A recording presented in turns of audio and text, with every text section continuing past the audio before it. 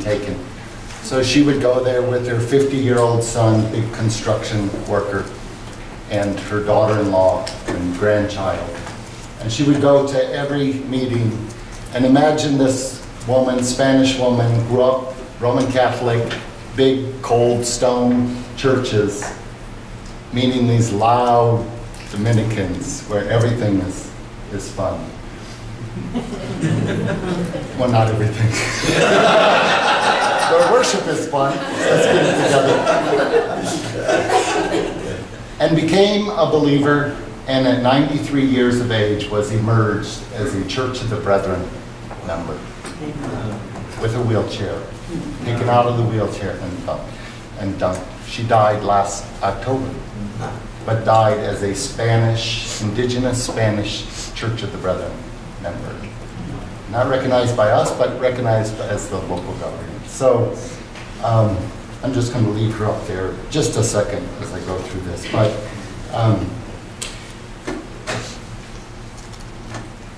after our devotion this morning, go beyond, somehow it feels like the Church of the Brethren has somehow, by going back to Spain, has kind of gone beyond just a little bit, and I think her story tells it. Let me briefly give you just a little bit of background, then I'll talk about the MMPC process, and we have an action to put before the board.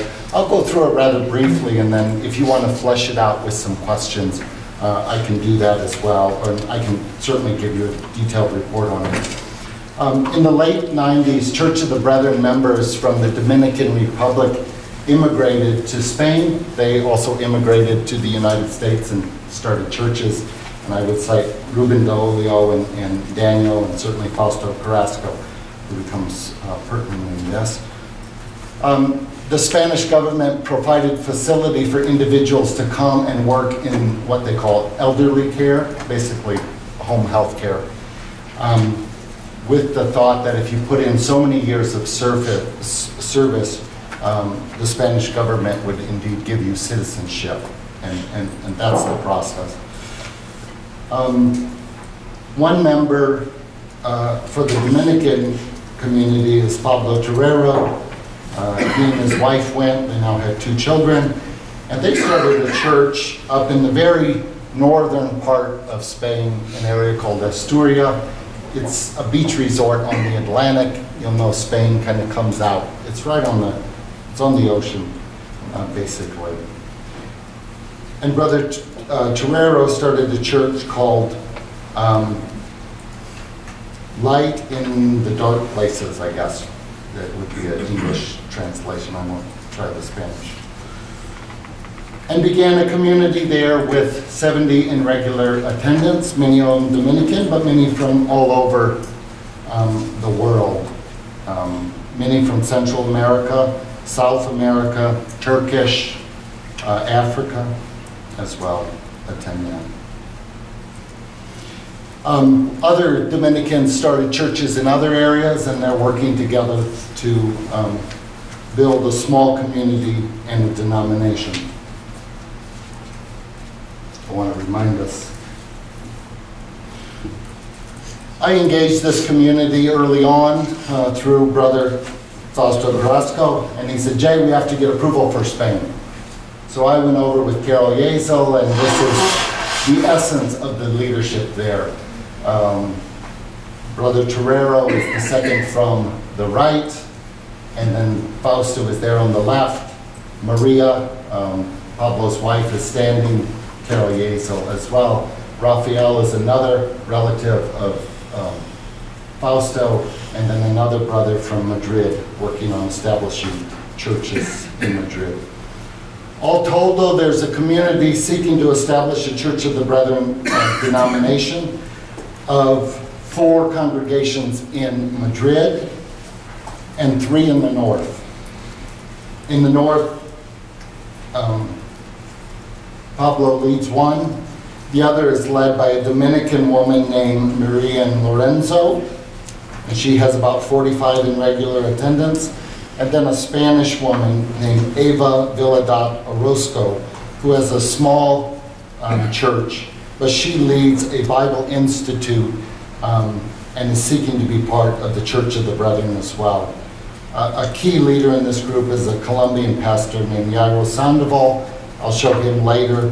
He's a seminary professor. So the core group there has some well-established leaders. In some ways, this request is slightly odd for the Church of the Brethren, in that we didn't send over a missionary to plant churches, but the Dominicans did. So it comes at a different way for us. And the question then is, how do we actually engage this mission process? But because they're relatives of Brother Carrasco, and he is a pastor in the Atlantic Northeast District at Nuevo Amancer congregation in Bethlehem, I felt the best way to engage it would actually be to go through the congregation, then the district, then the Mission and Ministry Planning Council, and then Standing Committee, and then the Delegate Body of Annual Conference. To do that, there's basically 5 steps. The Mission and Ministry Planning Council has some guidelines for that. It has 10 questions, and it asks for a proposal to be put together. Fausto did that. He had some help from my office as well to do it. Presented it at the district conference of Atlantic Northeast in November 2011. And it's just taken us that much time to kind of think it through and what that would look like. The Mission and Ministry Planning Council does not meet on a quarterly basis, but when it's pertinent, it meets. And our polity is very precise on who sits on that council, how it's formed, and the process that it goes through. But the purpose of the Mission and Ministry Planning Council is to make recommendations to this board, excuse me, after receiving such a proposal. So that is the process. And I won't go into all the details of that, but I can if there are questions on it. One of the biggest questions I had was, well, are they really brethren? Are they part of us? And that's a difficult question to answer. But a good way to do it is have a lot of brethren, have interaction, and then ask the question, boy, do they feel like they're part of us? And I think the overwhelming response to that has been yes. So in the action that we bring today, it cites Tim Harvey as moderator, who made the trip to Spain for that. Carol Yazel was also there. Jeff has gone. I've gone. There's been a number of people that have gone. I couldn't put their names together. It just feels very brethren to us.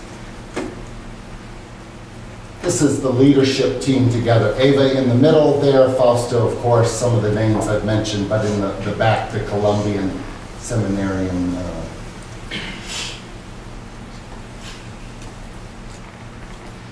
Church worship, I just tried to catch a small piece. They rent their own building.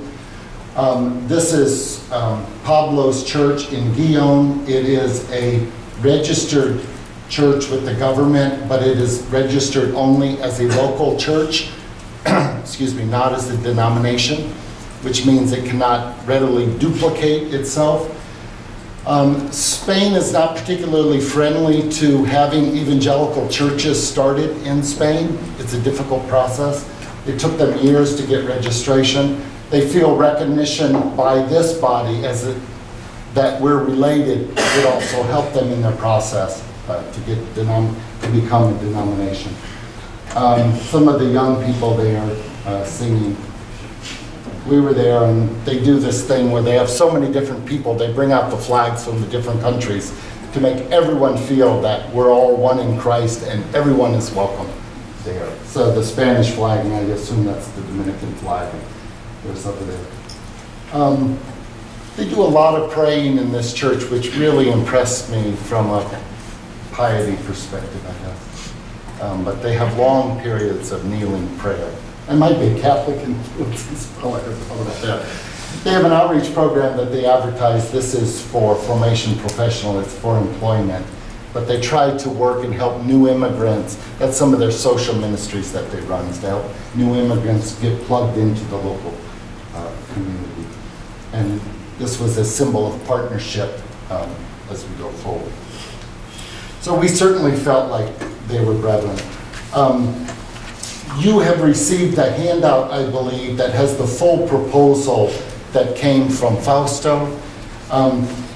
The Mission and Ministry Planning Council, as we met, and the names are given on that document, I won't go over them all. We felt like we needed to do some significant changes to the document or the proposal that Atlantic Northeast had sent to us. Primarily, Atlantic Northeast asked that we would co-plant the Church of the Brethren in Spain with Atlantic Northeast. And as we met together, we realized actually they have a registered church, a legal entity. They were brethren in the Dominican Republic, but brethren in Spain. All we really need to do is recognize that community. So the language that we have brought to you is very specific. And I don't know if you have that document, but I would ask that you would pull it out. So the first paragraph talks about the process that we went through prayerfully, openly, cooperatively, gathering information, receiving reports, talks about the visits, highlighting Tim Harvey's visits. And the council concludes the church has already been established and therefore recommends the Mission and Ministry Board and subsequently to the delegates of annual conference to recognize these new congregations as being part of the global Church of the Brethren. And then, so that's the process they'll do. Then we qualified the relationship and how global mission and service will interact with that church. And we talked a bit about dependency that we felt like was developed in the Dominican Republic, and because they're Dominican brethren, just a real concern about how we relate to them and not wanting to, maybe there's mental patterns that we've established. We don't want to continue that culture. So the second one, to encourage church, global mission and service staff to nurture these relationships as outlined in the strategic plan, recognizing and respecting the resources and assets already present in this new mission and seeking to encourage its own efforts toward independence and self-governance. And then finally, to instruct global mission and service staff in conversation with the mission's leadership and its representatives to develop guidelines for this missional relationship and report its progress to the Mission and Ministry Board and Standing Committee annually. And there's some polity around that Jim and I have talked about.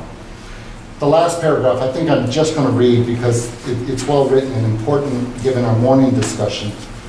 We recognize the dangers of financially supporting new mission projects in ways that can unintentionally discourage local initiative and foster an unhealthy dependence on outside funding, limiting its growth and development. Therefore, we seek to partner in ways that affirm, respect, and challenge the development of the spiritual and material resources already present in the mission while offering spiritual, fraternal, and leadership development support.